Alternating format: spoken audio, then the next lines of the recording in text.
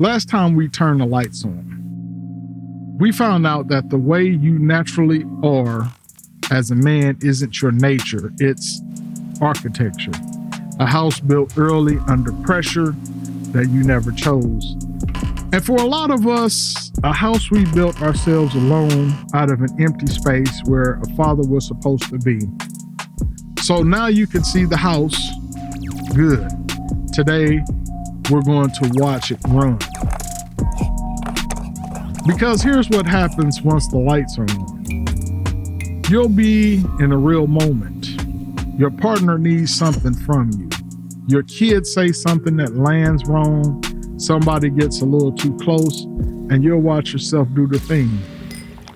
Go cold, go quiet, get suddenly very busy, pick the small fight, leave the room, or leave the room without leaving the room. And this time, a part of you is standing off to the side going, why am I doing this? This isn't what I want. This isn't even what I feel. That gap between the reflex that fired and the real you watching it fire, that's the glitch. That's the whole episode, because that reflex didn't come from you. It got handed to you silently. So quietly, you never heard the transfer happen. A man with a hard present father at least got his code handed down loud. He watched the man, he copied the man. He can point and say, I got that from my dad. But if your father was absent, your handoff was truly silent. Nobody modeled the code for you to copy. It came through the empty room, through what was never said, never shown, never there. The silence itself was the lesson, and a lesson with no words attached doesn't feel like a lesson at all. It feels like instinct. It feels like you. Today, how to catch the silent handoff in the act, because you can't change a line of code you can't even see executed. Let me give you the most important sentence in this whole arc, and then I'll prove it. These patterns are not your personality. They're a data set. You're not a distant man. You are a man running distance code. You are not an angry guy or a guy who doesn't need anybody. You're a guy executing a program that was installed before you could read. Why does that distinction matter so much? Because a personality feels permanent, fixed. That's just who I am. Take it or leave it. You can't change a personality. So if these patterns are your personality, you're stuck. End of story.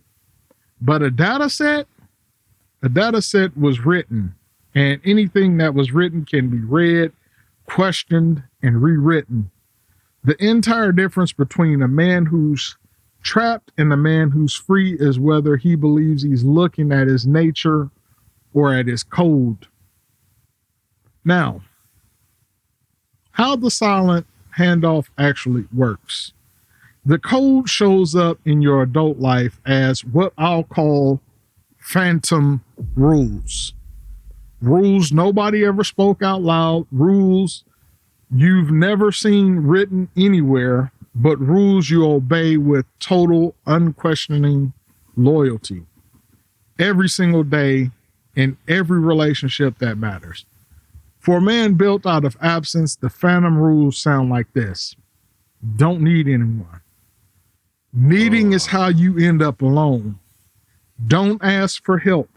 Asking is admitting the lot is empty. When it gets hard, go distant. Distance is the only safe room in the house. And whatever you do, leave first. Leave before they can leave you, because you already know how that one ends. Here's the cruelty of the silent handoff, because these rules came through the silence, because no one ever said them out loud. They arrive in your adult life with no story attached, no memory, no return address. Remember the anger from last episode that showed up out of nowhere? Same mechanism. A rule with no story attached doesn't feel like a rule. It feels like gravity. It feels like just how the world works.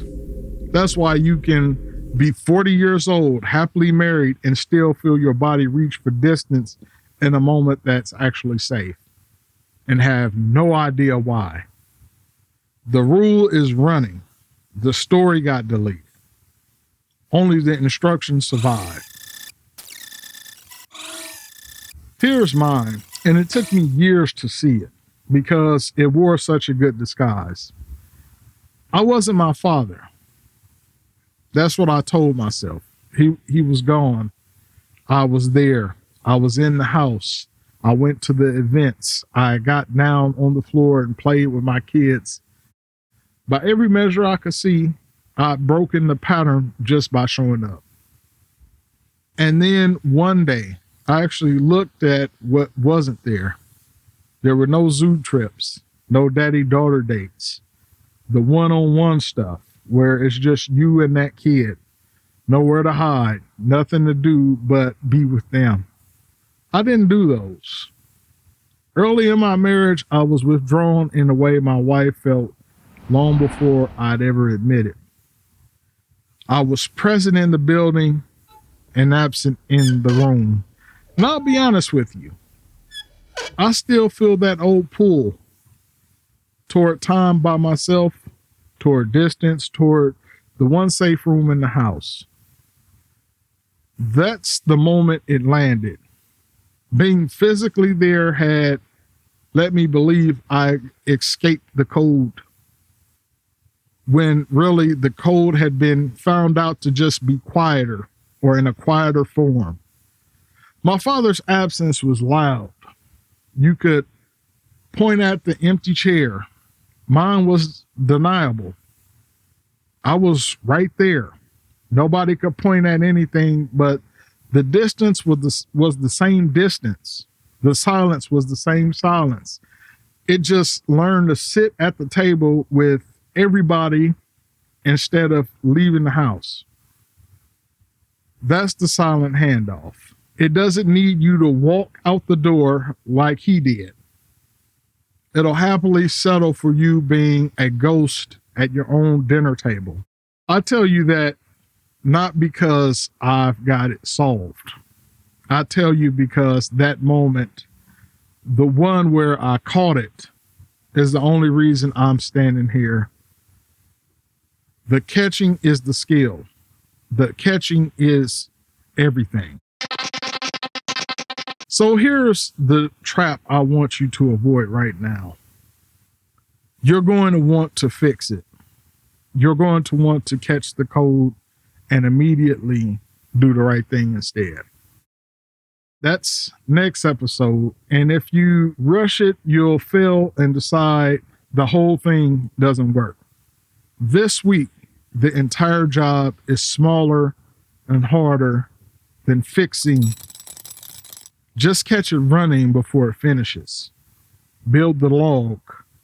Widen that half where you can see the code execute and still know it isn't you. Here's how you train it. 1, find your tail. Every man has a physical signature that fires a half second before the code runs. The jaw setting, the chest going tight and quiet, the sudden urge to leave, to check your phone, to get productive, the flash of heat. That tail is your early warning system. Find yours. Name it. There it is. That's the tail.